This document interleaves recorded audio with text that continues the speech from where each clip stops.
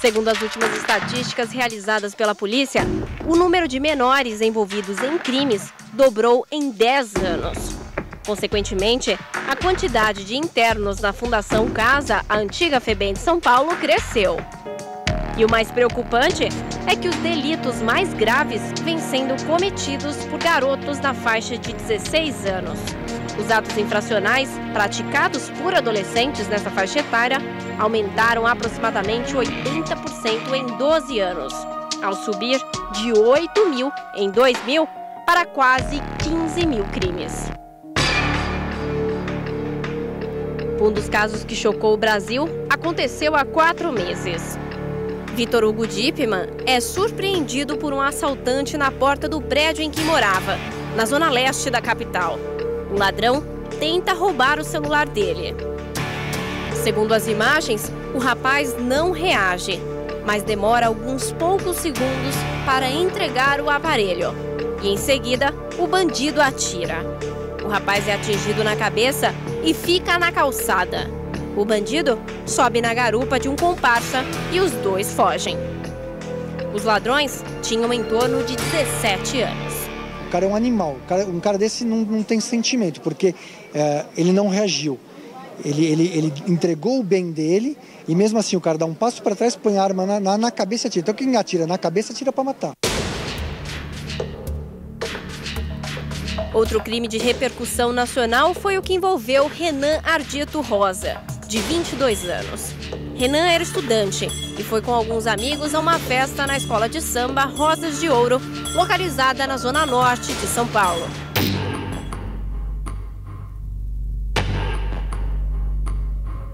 Na saída da festa, Renan se envolveu em uma discussão e acabou esfaqueado por outro jovem.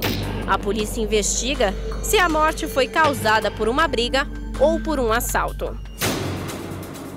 Crimes brutais cometidos por adolescentes. Índole criminosa ou foram educados num contexto de violência? Isso é o que discute o Vejam Só desta noite. E você participa entrando no site www.vejamsó.com.br. Vote na enquete e vamos ver qual vai ser o resultado ao final do programa. Doutor Wed Lobo Ribeiro, acertei? Sim, senhor. Não acredito. Puxa vida. Não, porque se puder pôr o nome dele aí, ó, só tem uma vogal no primeiro nome, porque Y não é vogal, né? Mas tem o som, mas não pastor. Interessa, é consoante. Doutor, ninguém nasce bandido mesmo?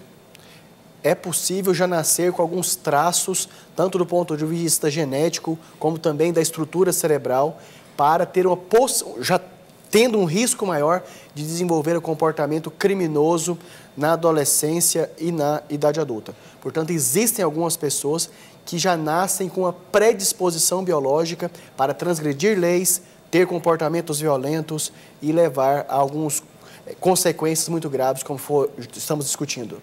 Mas, desculpa, doutor, lógico, o senhor é um doutor, médico, psiquiatra, aliás, psiquiatra forense, autor de livros e tal, e eu sou, entre outras coisas, uma besta.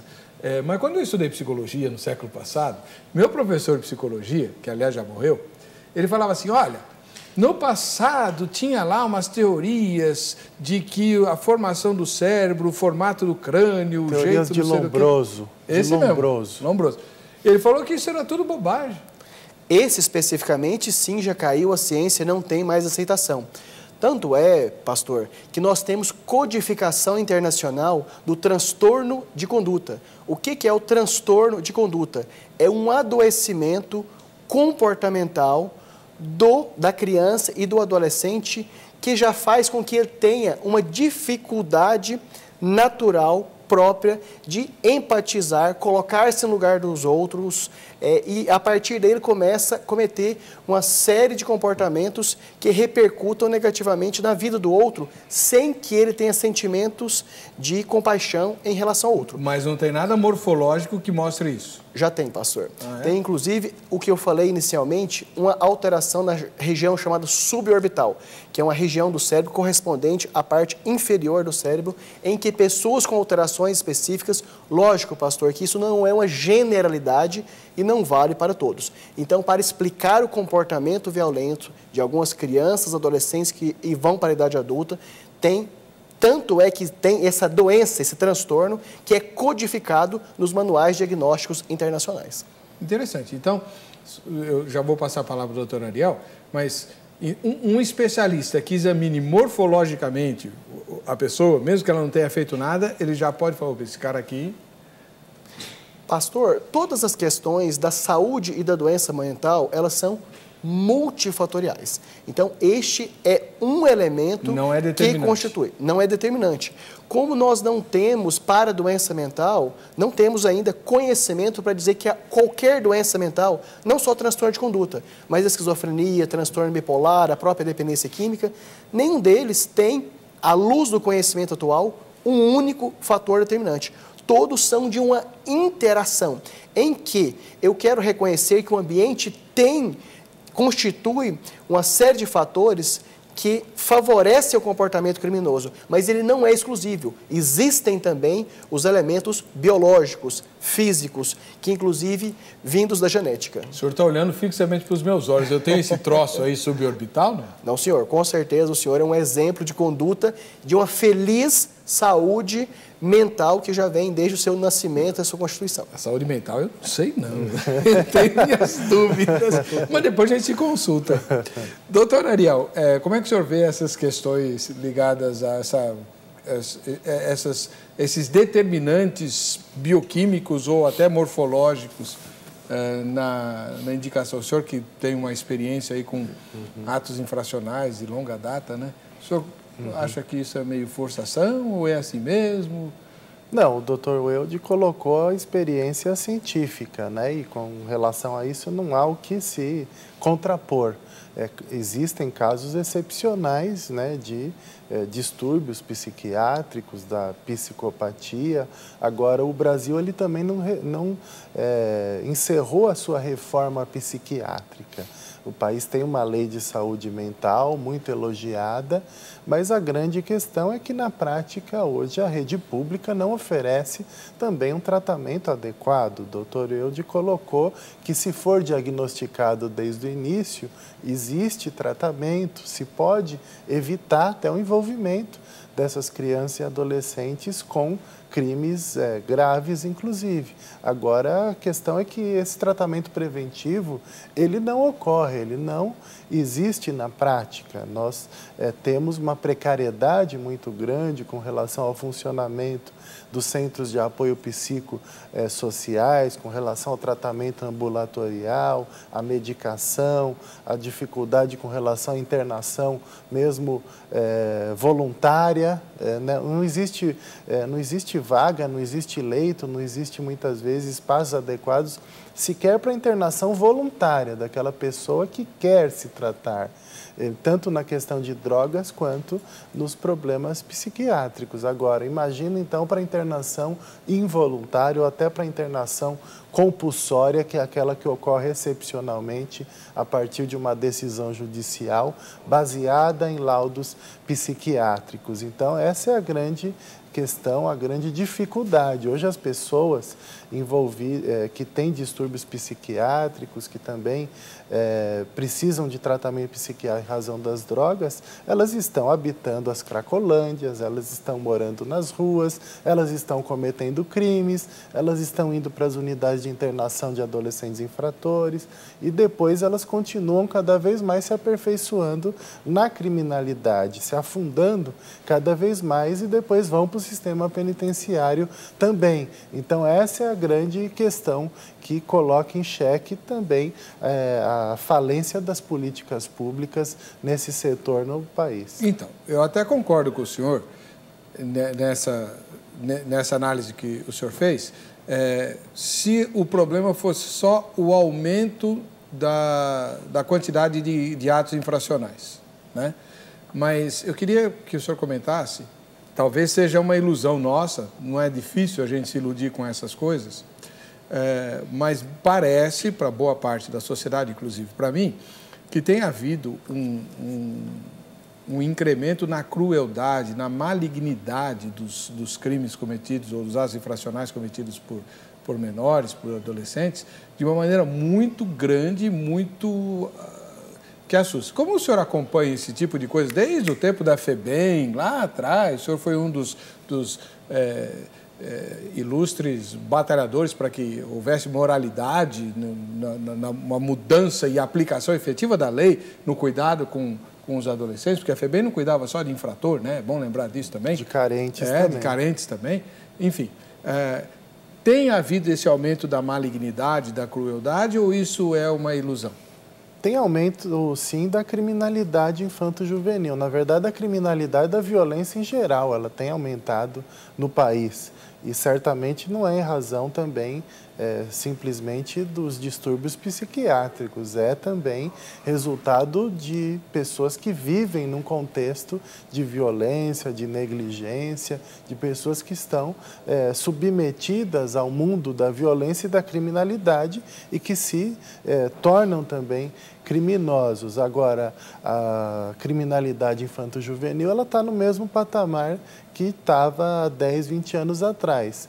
Por exemplo, aqui em São Paulo, no primeiro semestre desse ano, entre os apreendidos e os detidos, né, adultos e adolescentes significaram 8% do total de apreendidos, 92% dos detidos, então, foram adultos, né, que foram, então, presos pela polícia. A média de criminalidade juvenil do Brasil é em torno de 10% do total de crimes que são cometidos por adolescentes. Agora, a questão da criminalidade juvenil, ela tem vários fatores que influenciam. A questão do consumismo, uma sociedade que valoriza só o ter e não valoriza o ser. Infelizmente, muitas vezes, alguns meios de comunicação colaboram com isso. Por exemplo, será que nós temos aí nas novelas, nos protagonistas principais, pessoas que fazem um bom trabalho social, um pastor que se dedica à comunidade, um psicólogo, um assistente social que faz um trabalho valoroso? Não. Quais os valores que são pregados hoje na sociedade? Você vale se você tem um tênis de marca, se tem um carro importado, se tem um relógio ou celular do último momento. Isso, de alguma forma, é um fator também que contribui para essa criminalidade consumista, né? Roubar para ter o tênis que não consegue comprar, para ter a roupa de marca, para ter o carro para poder, às vezes, ir para a balada com as meninas. Então, isso também, é claro que motiva, não justifica completamente, mas também motiva. Além disso, as drogas. Tem aumentado o envolvimento com as drogas, a facilidade de acesso às drogas. O Conselho Nacional de Justiça entrevistou 2.000 adolescentes em unidades de internação entre 2010 e 2011 e 75% se declararam que eram consumidores de drogas. 75? Então, é um número realmente... Quanto? 75% se autodeclararam que eram usuários e dependentes de drogas, entre 2.000 que foram entrevistados, levando em conta que 60%, quando foram apreendidos, não estavam estudando. Então, são outros fatores também, a precariedade do sistema educacional e do sistema de proteção social no Brasil, né? Os nossos programas sociais, também, eles não têm nada a oferecer para a juventude. Por exemplo, um adolescente ganha R$200 por dia no tráfico de drogas, isso é o patamar mínimo. Então, se ele procura um programa social para tentar uma vaga numa escola, o programa social não consegue. Se ele procura para ter um curso profissionalizante, para entrar num programa de bolsa formação, algo que dê um subsídio financeiro para ser estagiário, para ser aprendiz, ele certamente não vai conseguir. Então, seria mais fácil até quem trabalha em programas sociais que processasse o tráfico por concorrência desleal, porque os nossos programas, eles não estão aptos para poder tratar dessa crescente criminalidade. Então, são vários os fatores. Agora, por exemplo, de 9.000 internos que nós temos em São Paulo, adolescentes privados de liberdade, em abril, aqueles que tinham cometido latrocínios e homicídios qualificados eram 134, 1,5% do total. Então, não são a maioria dos adolescentes que cometem crimes de extrema crueldade e barbaridade. Doutor, O senhor, na sua experiência, tem notado um incremento da crueldade, dessa maldade no cometimento dos atos infracionais praticados por adolescentes, ou isso é uma impressão que a gente tem? Pastor, eu vou na linha que o doutor Ariel falou, que aumentou-se proporcionalmente também para os adultos. Portanto, não há essa diferenciação específica para os adolescentes. E também quero voltar, quando o senhor fez a introdução do programa, que o senhor chamou a atenção que talvez agora está sendo mais noticiado esse tema e que eu também reafirmo essa condição que dá essa impressão social que os crimes estão mais cruéis cometidos por adolescentes, mas eles estão mais cruéis proporcionalmente para todas as faixas etárias dos autores. O terceiro ponto, muito importante, eu queria frisar aqui, levantado do doutor Ariel, é em relação à dependência química ou qualquer uso de droga. Então, o uso de qualquer substância, incluindo maconha, que alguns, inclusive cientistas, entendem que não causa dependência e que numa visão mais conservadora e racional causa dependência, sim. E lembrando, inclusive, o consumo de álcool, então qualquer dessas substâncias, em qualquer faixa etária, tende a diminuir o senso de responsabilidade, de verificar consequências dos atos, e que isso no adolescente tem um efeito desastroso muito mais intenso. As porcentagens colocadas pelo doutor Ariel mostram essa preocupação muito intensa com a deficiência de políticas públicas para o tratamento tanto ambulatorial como de internação do adolescente, e que sairia comparativamente muito mais barato realizar esse tratamento do que o jovem ter como consequência e como desfecho chegar até a Fundação Casa para a Internação, onde ainda tem as outras consequências de aprendizado de outras modalidades criminosas e assim por diante. Mas deixa eu fazer uma pergunta para o senhor, depois o doutor Ariel vai comentar. Vamos pegar um fato não tão recente assim, mas que foi uma barbaridade. Queimaram uma dentista viva porque o saldo que ela tinha na conta bancária, né, os jovens foram assaltá-la, queimaram a moça viva lá dentro do consultório. Isso o senhor via isso 10 anos atrás? Novamente, eu acho que existiam outras formas de tortura, de agressão muito grave, que eram noticiadas. Então, de repente, o exemplo ficou diferente, esse exemplo que o senhor traz. Mas, por exemplo, eu sou do interior de Goiás, então nós temos notícia, não muito tempo atrás, onde tinha assassinato com pauladas.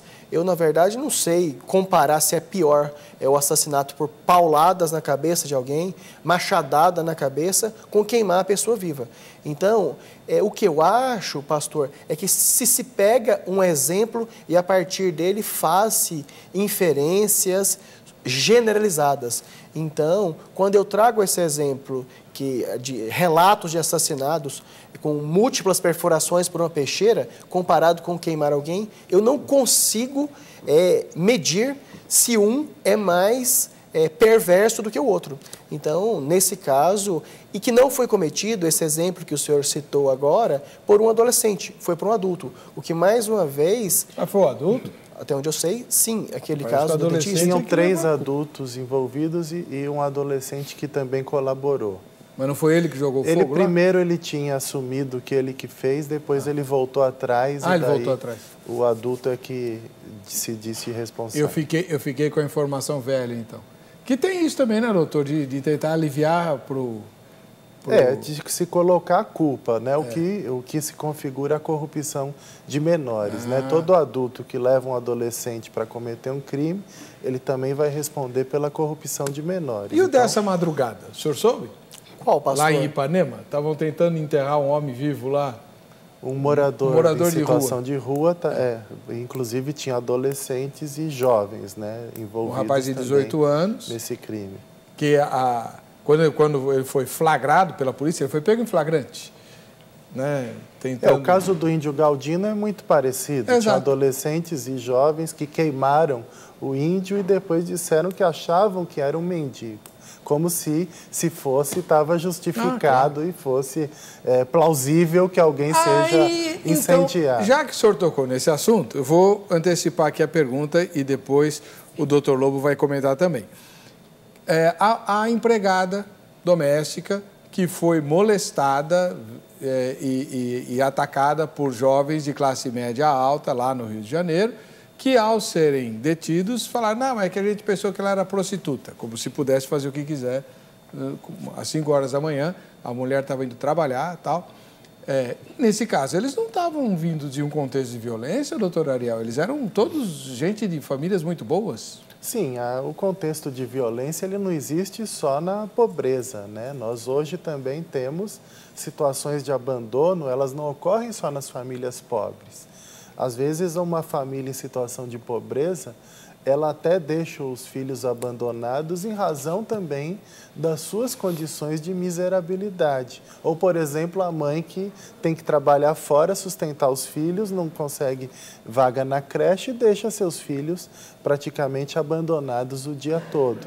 Agora, as famílias de classe alta, classe média, também abandonam seus filhos.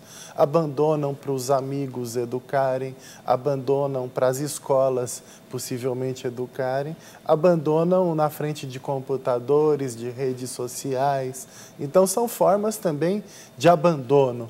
Então, querer dizer que uma família é estruturada por ser rica e a família pobre é desestruturada, nós também não podemos aceitar. A estrutura familiar, a pregação de valores, a educação adequada, ela não vai de acordo com a estrutura econômica, ela vai de acordo às questões que são tratadas no dia a dia, o comportamento de cada um dos membros daquela família, as orientações, a educação que é dada naquele ambiente familiar. Então, esses daí que também não têm limites, como o caso daqueles que queimaram o índio Galdino, inclusive alguns eram filhos de juízes, de ministros de tribunais superiores, então não colocar limite nos filhos também é uma perversidade, é um crime cometido pelos pais, porque o jovem ele tem que ter regras, ele tem que ter limites e você jamais deve colocar que ele vai ficar sempre impune ou querer também passar a mão na cabeça toda vez que o jovem comete algum erro, que muitos pais também fazem.